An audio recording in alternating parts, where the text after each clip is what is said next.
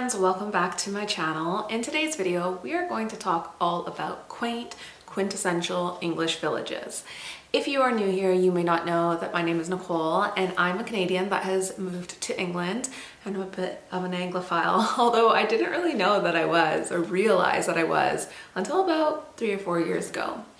Now, with that being said, one of the things that was the most devastating when I moved to England is that what England was in my mind wasn't necessarily what I saw.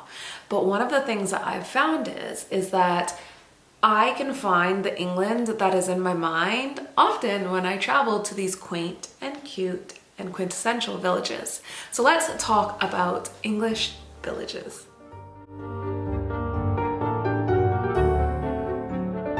Okay, so first I think we need to establish what is a village and what is a town, because I used to use the words kind of like the same, as if they were the same thing, because where I come from, there's really no villages, but there are towns. So there is a city and then there is a town. And so I had to learn what the difference is between a town and a village.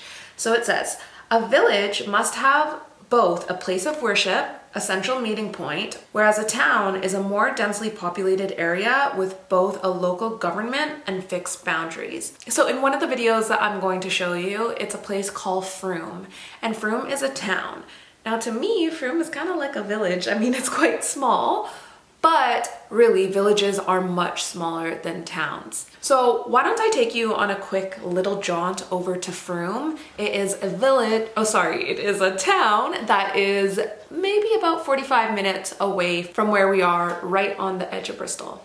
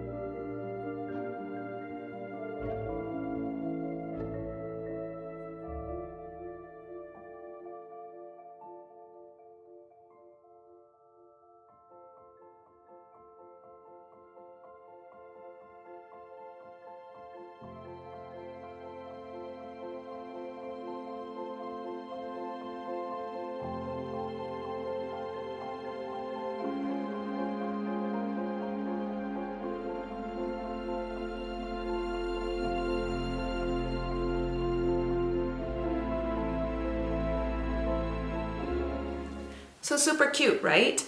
I find that I can find the quintessential English experience when I'm heading out into villages and towns, as opposed to being in a city, where I live right on the edge of Bristol and Bath is about 25 minutes away, and even Bath doesn't necessarily feel like a town or a village. It's bigger than that, but I feel like I get more of the quintessential English experience when I go to Bath because it is in a Georgian city and you see the evidence of it you see the evidence of the age and the history, if that makes sense. So now I'm going to take you quickly over to Castle Combe. Now I've been to Castle Combe a few times, and really a few times was probably one too many times. Castle Combe is one of the places that gets shared the most on social media. I'm sure you've seen a picture of it. And I've been to Castle Combe a few times, as I mentioned, but really Castle Combe is like one strip. It's like one street and that's it. You can walk the grounds of the main hotel there and it is beautiful, but there's really not that much to see there. And I think that's one of the things that, again, was a bit of a letdown. It's beautiful, but it's one of those places there's nothing to really see. Like there's no shops or anything there. There is I wouldn't call it a bakery, but it's this place and it has a stand and you can get local treats and goods and stuff, and it works on an honor system. And so you can put the money there. Like this is how small it is. It's a high tourist destination, but there's not much going on there. I think when we booked to eat, there was the Manor House there, which usually hosts a lot of weddings and the grounds are beautiful. And then there was one other pub that we could book at during the day for lunch. Like that is how small it is. And so even though this is one of the quaintest, most quintessential places that you can go to in England, and I think it's right, I think technically it is right on the border of the Cotswolds. If you have limited time here, I don't know if I would recommend going there because there truly isn't that much to do. Now, as I mentioned earlier, if you want to have the quintessential experience, the experience that you think England is going to be like in your mind, yes, you do want to head out to these places. But I think if you're limited on time, I would more so head out to towns as opposed to villages because they'll just have a little bit more going on. But before I get ahead of myself, why don't I show you what Castle Combe looks like?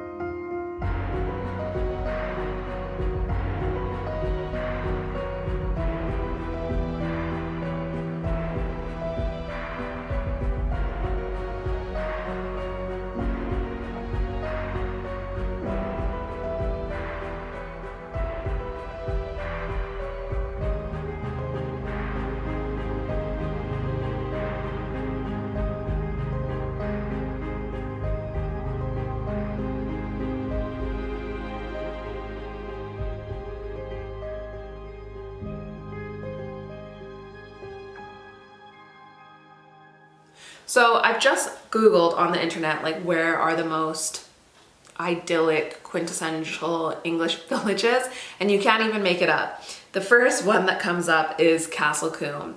And so, as I said, it's beautiful, but there really isn't much to do there. And the other thing is, even for my English telephone number, I have zero service there, like zero. And even other people I've gone with who are with different providers have zero service there. And so, not that you're going there to sit and be on your phone, but think of if you even go to pack a picnic and you want to like listen to music while you're there, you can't stream it. And so these are little things that you might want to consider, and it might seem a little bit like a first world problem, which it totally is. But if you are going to, you know, pack up your car, go all the way there, and I don't even think Castle Coombe is a very easily accessible place.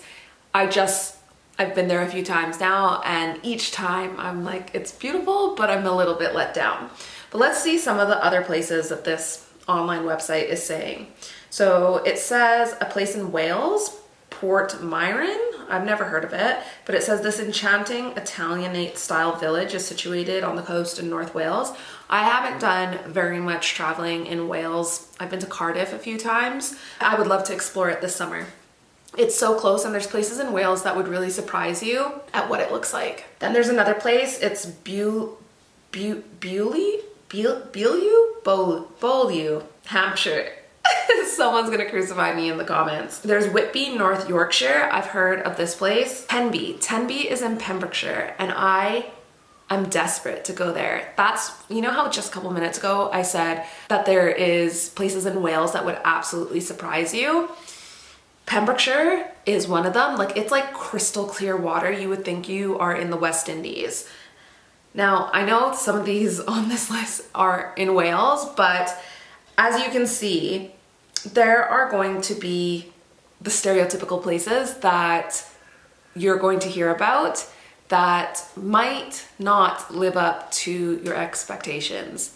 As I mentioned at the beginning of this video, I would personally try to go and visit little towns. There's like seaside towns as opposed to the villages, because they're such a part of the experience, but they are quite small that it would really limit you and what you've come here to do. So I hope that gives you a little brief introduction to villages and towns. And I do think that you should experience it, but I do think maybe do your homework before you get to a small village and there's not much to do or see there. Let me know if you've been to England, what are some of your favorite villages or towns in the comments, and maybe I'll go check them out. Thank you so much for watching. Bye.